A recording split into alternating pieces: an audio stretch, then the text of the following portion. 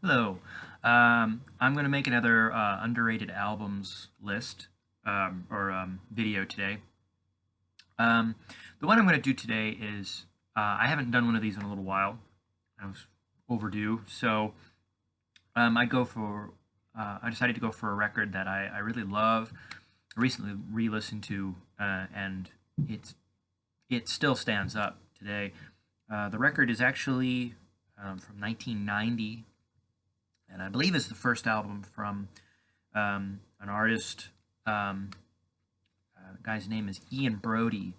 Who's done all sorts of things in his career. He's been a producer, an artist, a guitarist, singer, songwriter. Um, the title he goes under for his albums is The Lightning Seeds. This is, I believe, their first album called Cloudcuckooland. One of my favorite album titles. um, this is from 1990, and Brody is an interesting fellow. He started off in the Liverpool scene in the late 70s, early 80s, in a band called Big in Japan, which I saw on a program about the Liverpool scene around that time. And they're more famous for the people who were in the band more than the band itself. Um, Brody was the guitarist. Holly Johnson, later of Frankie Goes to Hollywood fame, was the backup singer. One of the other guitarists in the band, David Balfe, became a record executive and formed a band called the KLF, which is very influential over in England, and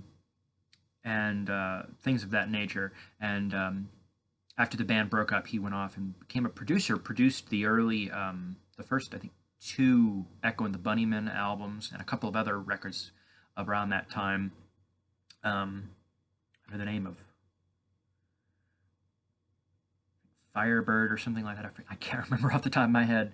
Um, and But he made this album in 1990 under his band pseudonym, even though it's him playing all the instruments on it.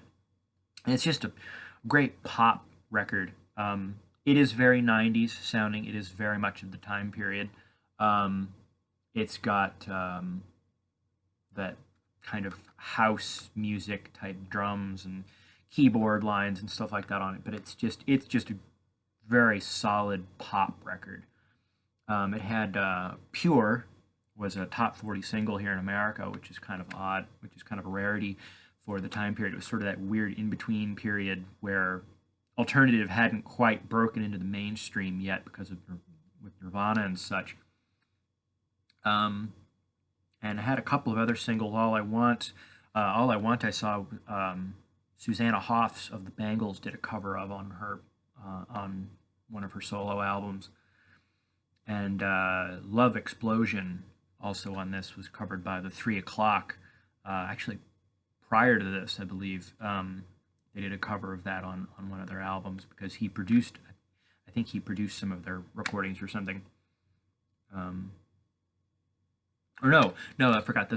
They covered. He covers Love Explosion that the 3 O'Clock wrote on this because they covered one of his songs. And but Sweet Dreams, All I Want,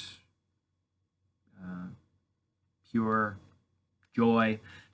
There's a lot of great songs on this, and it's definitely worth looking up. I said Cloudcuckooland by the Lightning Seeds.